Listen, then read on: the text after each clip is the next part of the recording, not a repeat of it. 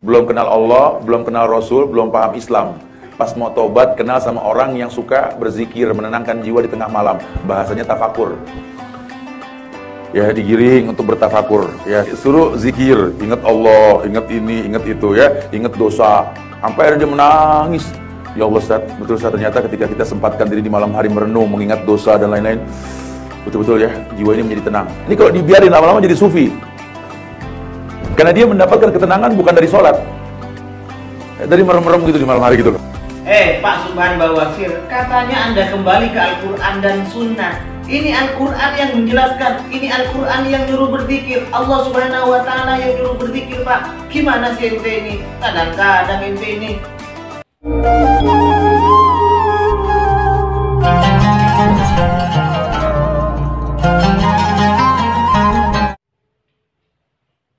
Assalamualaikum warahmatullahi wabarakatuh. Alhamdulillahirabbil alamin, wassalatu wassalamu ala sayyidina Muhammadin asrafil mursalin wa ala alihi wa sahbihi ajmain, amma ba'du. Sahabat-sahabat Aswaja, seluruh nahdien, para subscriber dan penonton semuanya tanpa terkecuali dimanapun berada, semoga Allah Subhanahu wa Ta'ala senantiasa memberikan rahmatnya, taufiknya, hidayahnya, maghfirahnya, memberikan kelancaran rezeki dan kesehatan kepada kita semua. Amin, Allahumma amin.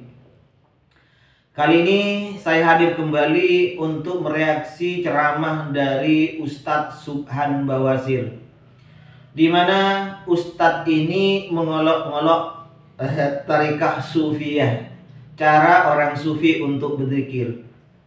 Sebagaimana kita dengarkan di awal penjelasan dari Ustadz ini, bahwa ketika ada seseorang yang baru, katakanlah baru mengenal agama Islam, baru tobat, dia mendapati seseorang yang memberikan semangat kepada dirinya untuk selalu berzikir, mengingat Allah Subhanahu wa Ta'ala.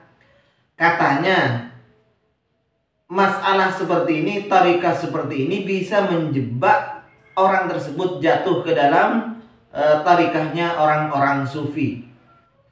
Karena mencari ketenangan lewat zikir seperti itu tidak ada ajarannya dalam Islam. Karena ketenangan selain sholat itu tidak boleh. Ini menurut Ustadz Subhan Bawasir. Jadi kalau ingin mencari ketenangan hati itu melalui sholat, bukan melalui zikir merem-melek seperti itu. Pak Subhan Bawasir, sebenarnya bahasa Anda ini blunder, memukul diri Anda sendiri, menghantam diri Anda sendiri, Pak Subhan Bawasir. Apakah Anda tidak tahu bahwa Allah Subhanahu wa Ta'ala di dalam Al-Quran jelas-jelas sudah mengingatkan kita, bahkan sampai ada tambih di depannya, ala bidzikrillahi tatmainnul qulub. Anda paham ini kan? Ingatlah bahwasanya dengan mengingat Allah, berzikir terhadap Allah Subhanahu wa Ta'ala, ini bisa menyebabkan hati kita tenang. Jadi bukan sholat saja, Pak. Iya, sholat itu juga bisa dimasukkan terhadap zikir. Dan bukan hanya sholat, zikir yang lain itu juga bisa menenangkan hati kita, Pak. Gimana Anda kok blunder? Jadi kalau mengingat berzikir kepada Allah Subhanahu wa Ta'ala bukan dengan sholat, itu tidak bukan yang dimaksud bisa menenangkan hati, bukan itu. Karena yang dimaksud untuk menenangkan hati itu hanyalah sholat. Ini gimana Anda? Padahal Al-Quran jelas, katanya Anda ini pengamal Al-Quran dan Sunnah, yang kembali terhadap Al-Quran dan Sunnah. Al-Qurannya sudah jelas seperti itu. Gimana ente ini, Pak? Jelas kan Allah Subhanahu wa Ta'ala. Baik, mari kita sekarang buka tafsir Ibnu Katsir yang menjelaskan tentang ala bidzikrillahi tatmainnul qulub itu, Pak. Di dalam tafsir Ibnu Katsir juz 10 atau jilid 10, tepatnya di halaman 25. Alladzina amanu wa tatmainnu qulubuhum bidzikrillah, ala bidzikrillahi tatmainnul qulub. Ai wa min sifatihim annahu tatmainnu qulubuhum bidzikrillah. Ini maksudnya, Pak. Alladzina amanu, sesungguhnya ya, Pak, orang-orang yang beriman itu, orang-orang yang beriman dan hatinya menjadi tenang bidzikrillahi, dengan berzikir terhadap Allah Subhanahu wa taala.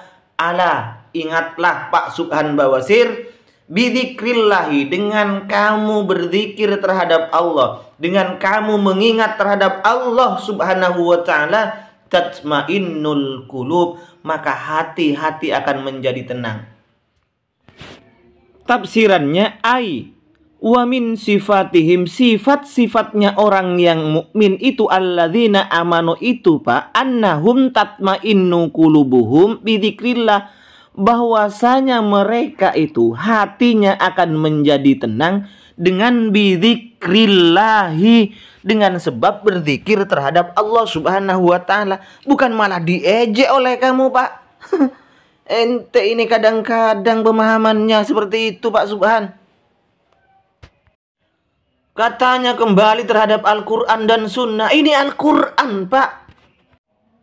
Ini di surat Al-Hajj. Sekarang kita pindah ke surat lain. Itu tadi tafsir Ibnu Katsir juz 10. Sekarang pindah ke juz lain. Coba sekarang buka di jilid yang ke-8. Tadi jilid 10. Sekarang jilid 8 tafsir Ibnu Katsir. Tepatnya di halaman 141. Surat Ar-Ra'd. Kalau tadi surat Al-Hajj ya Pak Subhan Bawasir. Lihat itu pada ayat alladzina amanu wa tatmainnu qulubuhum bidzikrillah. Ala bidzikrillahi tatmainnul qulub. Alladzina amanu wa 'amilus solihati tuba lahum wa husnu ma'ab. Orang-orang yang beriman, wa tatmainnu qulubuhum, hatinya tenang, menjadi tenang dengan sebab berzikir terhadap Allah Subhanahu wa taala.